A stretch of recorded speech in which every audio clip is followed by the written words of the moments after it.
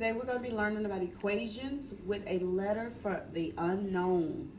And I have this cute model of a balancing scale.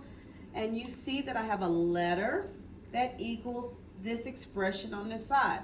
So that's what we're going to talk about today. And the word that I'm going to be using a lot is variable. A variable is a letter used to represent an unknown number. Here's a quick model of what we're going to be learning today. Here's a scale, and I have an equal sign. I am telling you that this side equals this side. So today we're going to be looking at something similar to this. I put 2 blocks here and 3 blocks here. That's 2 blocks plus 3 blocks. Well, guess what? It equals 5. And so that's what we're going to be focusing on today, making our expressions equal. All right, here we go. I've written 7 plus 6. Can you quickly calculate that? It's 13. Well, we know that 7 is a number, 6 is a number, and it equals 13. Well, I've written some equations that don't have the letter. I use a variable, it doesn't have a number. I use the variable. I use the letter K this time. The K is replacing the value 7.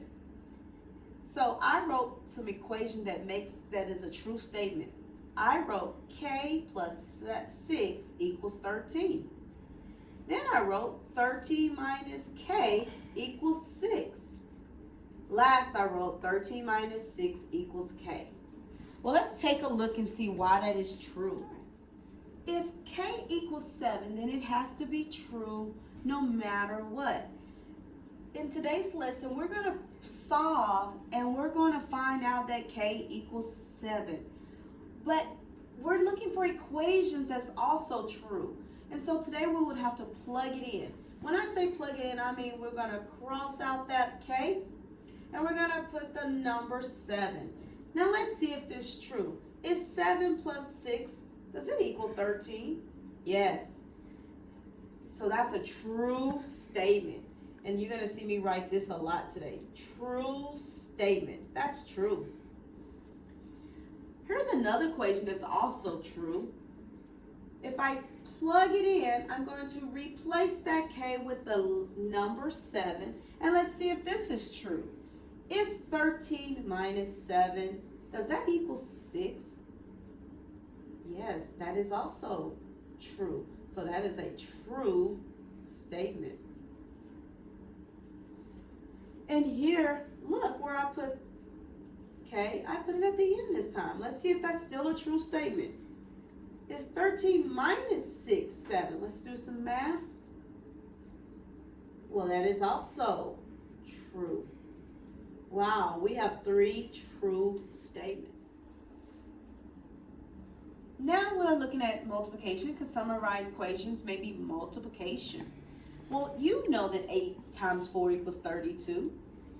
But these equations also says the exact same thing as this, but we use a variable. This time our variable is M. Let's see if I replace M with 32. Is it still a true statement? Is 8 times 4 32? Well, yes it is. That's a true statement. Wow, our operation changed, but we're going to keep on replacing our M with what? 32. Let's see if that's true. Is 32 divided by 8? 4? Well, yes, that's a true statement.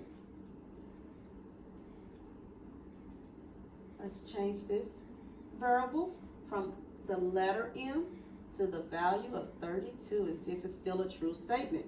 Is 32 divided by 4 8? Yes, that's a true statement. Take a moment to look at this one. Let's identify which ones are true and which ones are not true.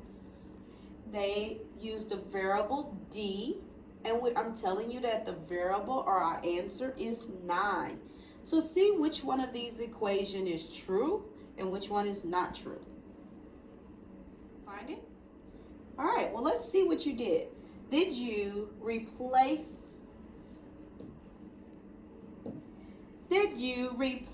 the variable with the number? And is that true? Is 45 divided by 9 5? Yes, that's true. Let's look here. Did you replace it and put in 9? Well, let's see. Is 45 plus 5 9? That's not true.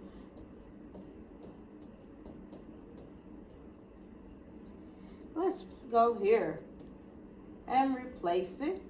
Is 45 times 5 9? Wow, that seems a bit high to be multiplying. So that is not true.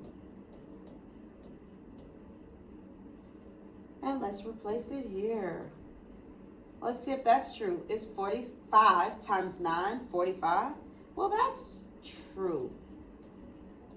So in this problem, we saw that they can write some true statements and they can write some not true. And the only way to find out if they're true or not true is to do what? You got it. Plug it in and check.